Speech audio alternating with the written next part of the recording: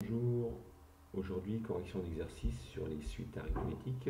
Objectif de cette vidéo, être capable de déterminer le nème terme d'une suite arithmétique, être capable de déterminer la somme et être capable de démontrer qu'une suite est une suite arithmétique.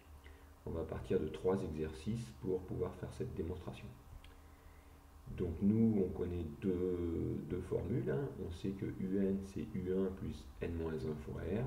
Et on sait que la somme de n termes d'une suite arithmétique, c'est égal à n multiplié par, entre parenthèses, u1 plus un, tout ça divisé par 2. Premier exemple, l'exercice numéro 1. On veut déterminer la valeur du 16e terme et la somme des 16 termes lorsque le premier terme vaut 700 et si l'augmentation est de 562. Première chose, bien vérifier que c'est une suite arithmétique.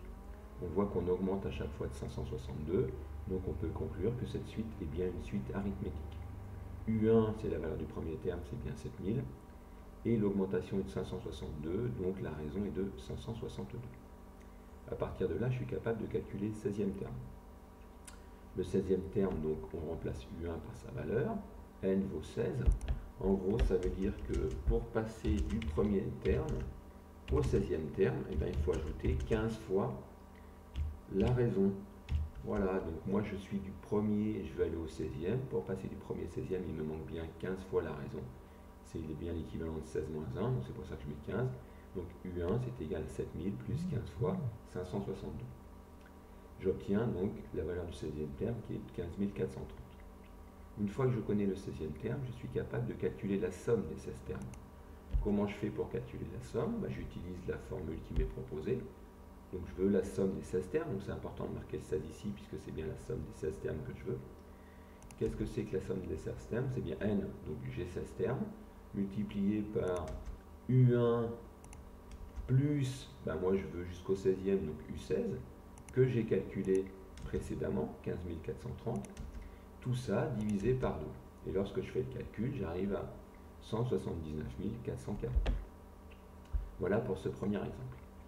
Deuxième exemple, je veux déterminer la valeur du 24e terme et la somme des 24 termes d'une suite dont je connais le premier terme, 5500, et je sais que la baisse est de 132. Alors première chose, comme dame, bien vérifier que c'est une suite arithmétique. Et pourquoi c'est une suite arithmétique? Car il y a une diminution de 132 à chaque fois. Donc il y a une diminution de 132, donc attention à ne pas commettre l'erreur, la raison c'est bien moins 132. Moi, je veux calculer le 24e terme, donc comment je peux faire pour calculer le 24e terme? Je connais le premier, plus, pour aller du premier au 24e, donc 24 moins 1, donc 23 fois moins 132. Donc j'aurais pu l'écrire aussi directement comme ça, c'est-à-dire le premier terme plus 23 fois la raison, qui dans le cas présent est de moins 132. Je fais le calcul et j'obtiens 2464. Après, je veux faire la somme. La somme, c'est toujours la même idée. Ici, je sais que c'est somme des 24 termes, donc j'ai bien 24 termes. N, c'est bien 24. U1, c'est 5500. Je sais que U24, c'est 2464. Je vais donc être capable de trouver la somme en faisant cette opération. J'utilise toujours la formule. S24 égale 24 facteur de U1 plus U24 divisé par 2. Je réussis à trouver 95 568. Autre exercice.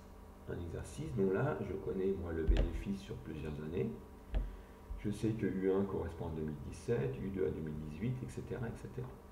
Et moi, ce qu'on me demande, c'est, supposons que cette évolution se poursuive jusqu'en 2025, quel sera le bénéfice en 2025? Alors j'ai une évolution. Il faut déjà que je sache si cette évolution est bien celle d'une suite arithmétique. Seule façon de faire, il faut que je fasse U2 moins U1. U3 moins U2, U4 moins U3. Et j'obtiens à chaque fois 2. Comme j'obtiens toujours la même différence, on peut conclure que cette suite est bien une suite arithmétique. Et on peut en déduire que la raison est de 2. Maintenant que je sais que c'est une suite arithmétique, je vais pouvoir calculer le bénéfice en 2025. Comment je fais? Je sais que U1 c'est 2017, U2 c'est 2018, U3 2019, etc., etc. Donc il faudrait que je calcule quoi pour 2025?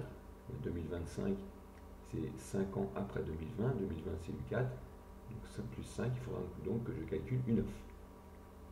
Donc je calcule U9. Et bien c'est comme pour les exercices précédents. U9, c'est quoi? C'est U1 Donc 10 plus 9 moins 1, 8. 8 fois la raison. Parce que pour aller de U1 à U9, il manque bien 8 fois la raison.